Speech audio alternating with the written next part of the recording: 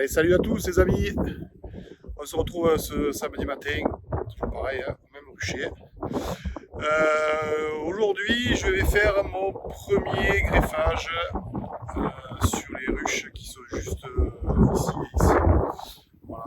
Donc hier, je suis passé au rucher pour secouer la ruche qui était bourdonneuse. Et du coup, je vais vous faire voir. Tourner la caméra. Hier, je suis venu. Cette ruche-là, elle était bourdeau. D'ailleurs, si vous n'avez pas vu la vidéo sur comment diagnostiquer une ruche bourdonneuse, ben, vous pouvez cliquer sur le lien qui apparaît juste en haut à droite de la vidéo. Donc du coup, hier, je suis venu, j'ai secoué tout le monde un peu plus loin, c'est-à-dire vers là-bas, là. J'ai remis un cadre de couvain fermé avec les abeilles, un cadre de couvain ouvert avec des œufs. Ce que je vais faire, c'est que donc aujourd'hui, celle-là, du coup, depuis hier, elle a un couvain frais. J'ai décidé de prendre des œufs pour faire le greffage dans cette ruche-là. Pourquoi? Ben en fait, c'est une ruchette que j'avais depuis cet hiver, qui tournait pas trop mal, et à la sortie de l'hiver, elle a explosé. Donc je l'ai mis en ruche et je lui ai posé une hausse. On verra tout à l'heure quand je vais ouvrir la hausse, elle est archi comble. La reine pose super bien, donc c'est une colonie qui, pour moi, marche vraiment très très bien. Donc j'ai décidé de faire le greffage sur cette ruche-là. Donc ça va consister à sortir un cadre de couvain frais avec des œufs 2-3 jours, d'aller ensuite faire du picking, c'est-à-dire récupérer les larves au fond des alvéoles et les mettre dans des cupules pour pouvoir après les introduire à l'intérieur de cette ruche-là pour que nos jeunes abeilles élèvent les cellules que je vais leur mettre. Voilà, comme je vous disais, du coup, je pense que je vais faire ça en deux parties. Je vais faire en deux parties parce que ça risque d'être un peu long sinon. Donc dans cette première partie, ben, on va sortir le cadre de ponte fraîche et aller prélever les œufs qui sont à l'intérieur des alvéoles. On verra ça en détail dans la vidéo. Et dans une deuxième partie, eh bien, on suivra l'évolution de ces cellules jusqu'à l'éclosion, puisqu'après on va les mettre en couveuse, etc. Enfin, bref, de toute façon, vous verrez tout ça dans la partie numéro 2. Je vous remercie pour tous les abonnements, c'est monstrueux, franchement, tous les jours, il y en a de plus en plus, donc ça fait super plaisir. Vous pouvez vous abonner aussi à la page Facebook Abeilles de Thau et la page Instagram où je poste assez souvent des photos pour suivre l'apiculture amatrice. Si vous n'êtes pas abonné à la chaîne, ben, pensez à le faire et puis activez la cloche pour être au courant des dernières vidéos en ligne. Allez, à tout de suite les amis. On est sur la ruche où je vais prélever les cellules. Donc, comme je vous disais en intro, j'ai posé la hausse le 18 mai. Elle a été mise en ruche le 28 avril. Celle-là. Donc, on va voir. Hop, juste un petit coup de fumée comme ça. Oh mon Dieu. Pareil, hein. On voit que c'est bien rempli. Donc c'est une colonie qui marche quand même super bien, hein. Donc c'est pour ça que je vais prélever sur cette ruche un cadre avec des larves pour greffer dessus. Allez, on va décoller la hausse.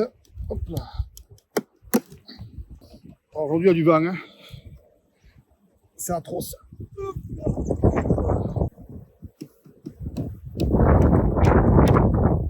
Et on voit qu'elle est sur 1, 2, 3, 4, 5, 6, 7, 8 cadres, hein. Donc c'est une colonie qui n'est même pas encore, hop, je vais vous remettre là, qui n'était pas sur 10 cadres. Tout simplement parce que je l'ai mis tard en ruche, hein, donc c'était une ruchette qui était sur 6 cadres, hein. Donc quand je vois le travail qui a été fait en si peu de temps, je me dis que c'est sur ça qu'il faut que je prélève des larves. Allez, petit coup de nettoyage.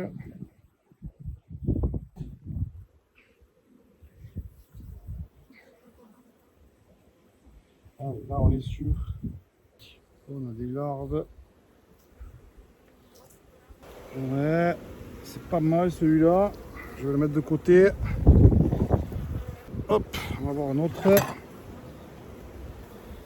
Donc là, on est sur un cadre de pollen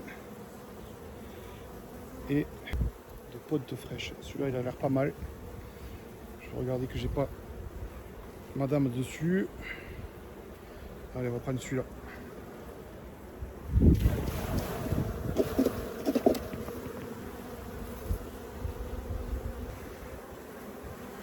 Ouais, allez, on va prendre celui-là. Vendu. Allez, je vais remettre tout le monde dedans. Allez les filles, il faut rentrer. Ben, on se retrouve, hop, on se retrouve au bureau et puis ben, on va faire le prélèvement des œufs. Allez, à de suite. Mais on se retrouve au bureau où j'ai installé le cadre que j'ai récupéré tout à l'heure là dans la ruche et on va commencer le prélèvement des larves. Donc du coup pour ça j'utilise cet outil. Hop, il est là, d'accord. But de cet outil, donc comme on peut voir là, il y a une petite pelle sur le dessus et du coup cette pelle là je vais l'entrer à l'intérieur de l'alvéole, passer sous la larve, ok, et une fois qu'elle sort dessus je pousse l'outil et je dépose la larve dans ces cupules qui sont là, ok.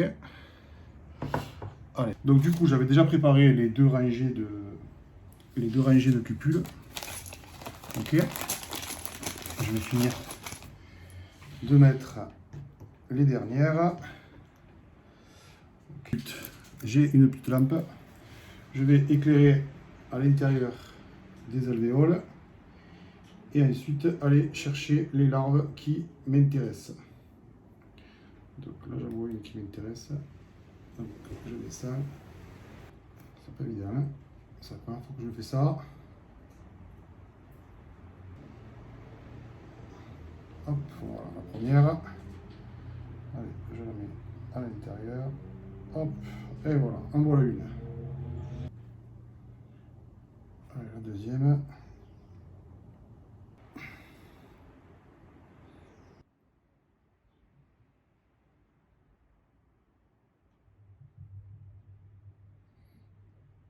Je vous laisse prendre le coup. C'est la première fois que je fais ça, donc forcément, il y a un petit temps d'adaptation. Mais là, ça y est, apparemment.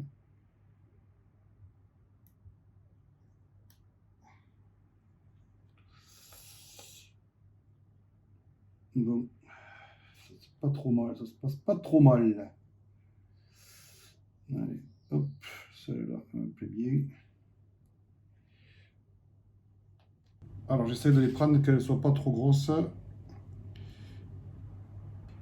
et qu'elles aient une taille. Alors, c'est pas des œufs, faut que ça ait plus de 3 jours. Ici, celle-là, elle a l'air pas mal.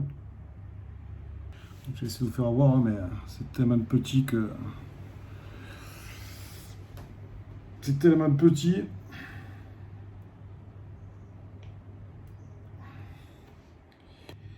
Alors, il faut vraiment y aller avec délicatesse, hein, parce que c'est vraiment très petit. Voilà, c'est fait. Allez, je vais le remplir. Donc du coup, on a rempli toutes les cupules avec les larves. Donc, je sais pas si on va bien les voir à l'intérieur, hein, mais voilà. Et maintenant, eh ben, on va retourner, on va les mettre dans ce cadre, donc à l'envers, ici et ici, et on va mettre ça dans la ruche qui est orpheline depuis hier. Voilà. Allez, à tout de suite. Allez, j'ai gagné un petit peu de temps. J'ai ouvert la ruche qui était donc bourdonneuse, pour lequel hier j'ai secoué tout le monde, ce que je vous expliquais au début de la vidéo. Et du coup, ben, on va regarder les cadres que j'ai intégrés hier de couvain fermé, de couvain ouvert, voir si elles ont commencé à prendre en charge. Et ensuite, si jamais elles ont pris en charge, on verra de casser si jamais il y a des amorces de cellules. Et on intégrera le cadre de greffage au milieu du couvain pour qu'elles prennent en charge les larves dans les cupules, pour pouvoir étirer bien sûr les cellules royales. Allez, on en sort un. Ici, on était sur un cadre de couvain fermé. Voilà. Donc ici, on peut voir qu'on a une amorce, mais il n'y a rien dessus. Je vais mettre le cadre de greffage, je vais le mettre ici. Puisque ce cadre-là, normalement, c'est un cadre de couvain ouvert que je leur ai mis hier. Avec du couvain fermé et ouvert. Elles n'ont rien fait dessus. On va les faire descendre pour patienter. Je vais chercher le cadre de greffage et je reviens.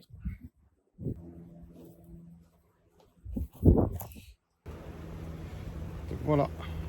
Et du coup, ben, je vais les mettre directement sur le cadre. Voilà. Allez. Donc, on a notre cadre de greffage qui est prêt. D'accord?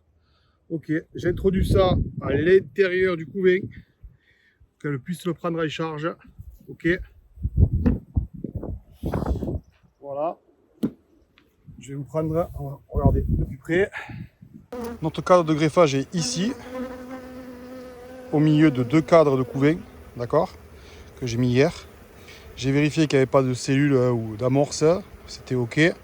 À l'intérieur, là, on a mis du sirop pour favoriser le développement des cellules sur les cupules, hein, tout simplement. Voilà, on arrive au bout de la partie 1 du greffage. Hein. Voilà, donc rendez-vous dans 5 jours pour vérifier que ce soit bien pris en charge et qu'elles aient fermé les cellules royales, puisque normalement, au bout de 5 jours, les cellules royales seront fermées. On verra le taux d'acceptation hein, avec le nombre de cellules fermées sur les cupules. Et la partie 2, donc on prélèvera ces cellules qu'on mettra donc dans des bigoudis.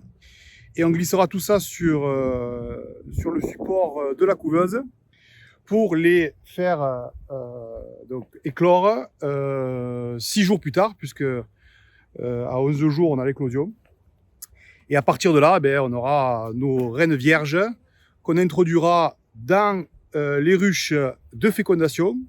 Ça fera partie d'une autre vidéo où je vous ferai voir la mise en place des ruches de fécondation, puisque pour moi c'est tout nouveau, hein, puisque j'ai jamais fait ça. Donc vous allez pouvoir suivre l'évolution du prélèvement jusqu'à la fécondation et l'introduction de reines fécondées dans des essaims artificiels que je ferai après plus tard par la suite. Voilà. Si la vidéo vous a plu, n'hésitez pas à mettre un petit pouce bleu, à vous abonner à la page. Et puis nous suivre toujours pareil sur les réseaux sociaux, Facebook et Instagram, où on poste aussi de superbes photos sur nos amis les Zaza. Voilà. Allez, je vous embrasse, passez un beau week-end à tous, et puis rendez-vous dans la partie 2 pour la suite. Salut!